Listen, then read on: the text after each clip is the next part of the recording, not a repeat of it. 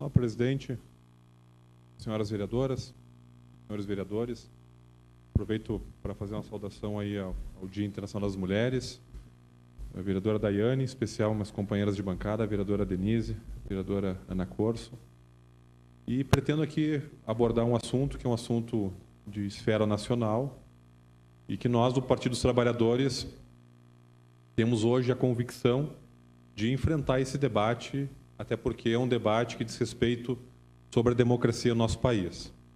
E rapidamente eu quero começar a partir do episódio lamentável de sexta-feira, um episódio que aconteceu com o presidente Lula, condição coercitiva, aquele espetáculo midiático em que veículos de imprensa, como a própria Folha de São Paulo, chegaram 5h15, a Polícia Federal chegou 5h40. E esse teatro, toda essa construção golpista, nós já vimos em 54, quando até a família de Getúlio Vargas era chamada para depor desta forma.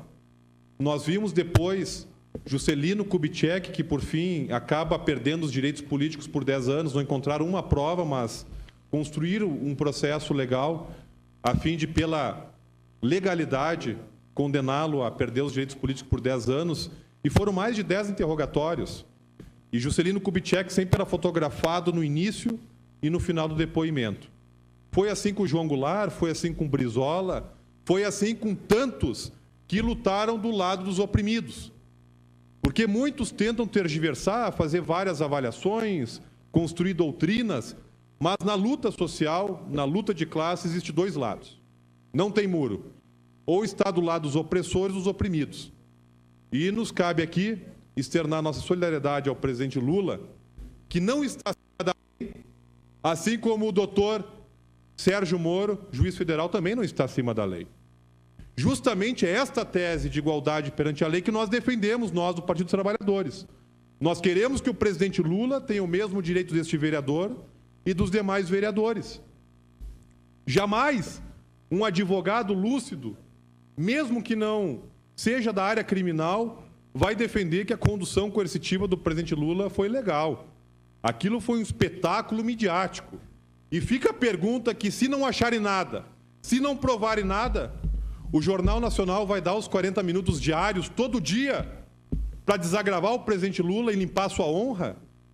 Os veículos de comunicação, ou a própria parte, uma parcela da população, que, regredindo à época medieval, agora não com tortura física, mas com tortura moral, com linchamentos, começam a fazer um debate político a nível de boteco, sem olhar o que está por detrás, que é a nossa sagrada democracia. Então é por isso que nós lutamos. Dentro do devido processo legal, se lá no final o presidente Lula eventualmente for condenado, que se cumpra a lei, jamais alguém do PT vai levantar a voz para buscar privilégios, até porque isso nós condenamos. Mas o que fica claro é de que existe uma seletividade nesse país. O Aécio Neves, por 5 vezes, foi delatado na Lava Jato e sequer depôs uma vez. O Fernando Henrique, quando saiu da presidência em 2005, teve depoimento secreto. A própria imprensa não teve acesso. Então existe uma seletividade nesse país por pessoas, como diz a presidenta Dilma, que não resistiriam a uma rápida pesquisa no Google. Então esse moralismo precedeu o golpe de 64, quando algumas famílias entoavam cânticos com Deus pela liberdade, ou reivindicavam-se pela boa moral, e, no entanto, estavam sendo manipuladas por uma elite golpista, que, quando não consegue ganhar nas urnas pelo processo democrático, sempre de forma reiterada na história, busca fazer essa disputa moralista, quando, na verdade, quando ela aponta um dedo, tem 4 dedos que aponta para si. Uma elite que monopolizou os meios de comunicação, que escravizou nesse país, que fez com que o saldo, antes do presidente Lula assumir, era milhões e milhões de brasileiros sem acesso à educação, na miséria, na fome. Então é essa direita que não aceita dos pobres terem ascensão. E, principalmente, o efeito 2018, porque o que está se fazendo agora é uma ideia de um impeachment preventivo do Lula. Primeiro tentam desconstituir um governo e não trazem uma prova para fundamentar esse processo de impeachment. e depois tentam atingir a cabeça de um projeto representado pelo PT, presidente Lula, para tentar fazer com que 2018 seja antecipado. Então, nós precisamos ser francos, porque o muro é confortável. O muro, muitas vezes, é muito bom. Mas nós chegamos a um momento em que o divisor de águas está dado, e de um lado estarão os que defendem a democracia, o devido processo legal, a Constituição Federal, e os que defendem o golpismo. E eu fui num debate na Rádio Caxias, e lá no intervalo, a apresentadora, uma pessoa que tem muito respeito, a Lisete Ozelami, ela me olha bem nos olhos e diz o seguinte: vereador, mas entre nós, o senhor concorda mesmo com essa tese de golpe? Eu acho que foi a resposta mais espontânea que eu já dei. Mas com certeza, daí o cerne de toda essa mobilização. É uma atitude golpista. E a presidenta Dilma, que nós temos que saudar pela entrega ontem dos imóveis aqui em Caxias, ela diz que a crise política agrava a crise econômica. Então, aqueles que falam no impeachment por causa de uma crise econômica, porque não dá mais, estão dando um próprio tiro no pé, porque essa crise política ela agrava ainda mais a econômica. Então, acho que é importante fazer essas manifestações e lamentar que o prefeito Alceu, novamente, ele vem emplacar uma nova pérola. Ele tem a pérola de que as árvores não cumpriam nenhuma função ecológica. Ele tem a pérola de Caxias, na saúde está bem na fita. Ele tem a pérola do troteio ao sair da estrada. E agora, ontem, eu acho que o prefeito Alceu, atacado na sua vaidade de um líder do pensamento único, ao qual ele almeja, não aceitou as vaias, que foram espontâneas e não articuladas, e começou a atacar o PT.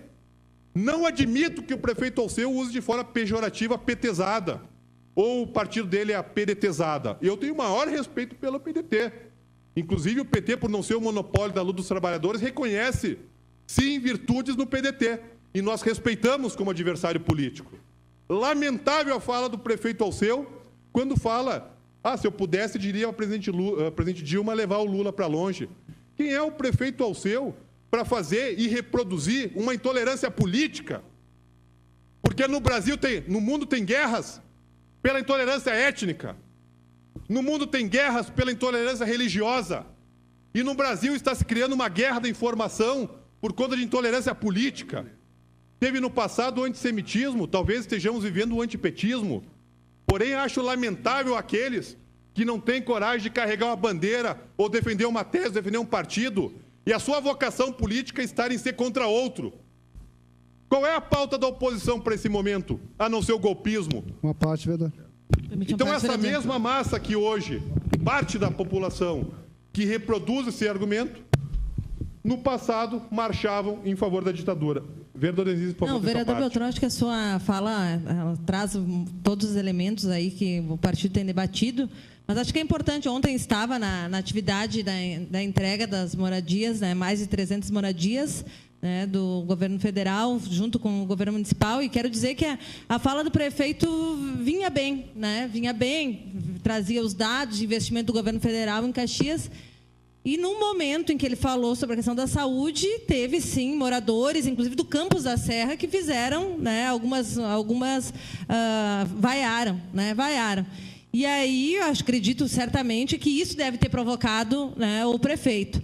Sem dizer que a euforia também da população, né, em ovacionar o deputado Pepe Vargas também pode ter provocado algum sentimento de revolta no prefeito. Mas eu acredito que a gente não pode ser movido só por sentimentos, né? A gente, enquanto agente público, a gente pode estar, sim, recebendo críticas, recebendo elogios, não é sempre elogios, e acredito que a gente tem que fazer autocrítica. E ali, agora o prefeito simplesmente não aceitando essas críticas, vem no ataque ao PT. E não foi orquestrado pelo PT, muito pelo contrário, nós estávamos, inclusive, mais ali na frente, eu estava próximo dos secretários de governo, né, e não vi nenhuma movimentação por parte da nossa militância. Então, simplesmente não reconhecer as críticas e tentar dizer que foi articulado pelo PT, isso não faz crescer em nada, né, uma atuação da Prefeitura Municipal. Então, deixar apenas esse registro. Obrigado, vereador. É importante esse esclarecimento. E lá em 2000, 2001, quando no Estado também tentaram destabilizar o governador Olívio Dutra com a CPI da segurança, aquele circo, José Paulo Bisol, na CPI, depondo disse: respeitem Olívio Dutra. E hoje eu digo, respeitem Luiz Inácio Lula da Silva, porque esse tem o maior legado no país. E muitos que aqui hoje torcem a cara estão junto lá em Brasília com os cargos e não têm coragem de fazer autocrítica nos seus partidos. Obrigado, senhor presidente.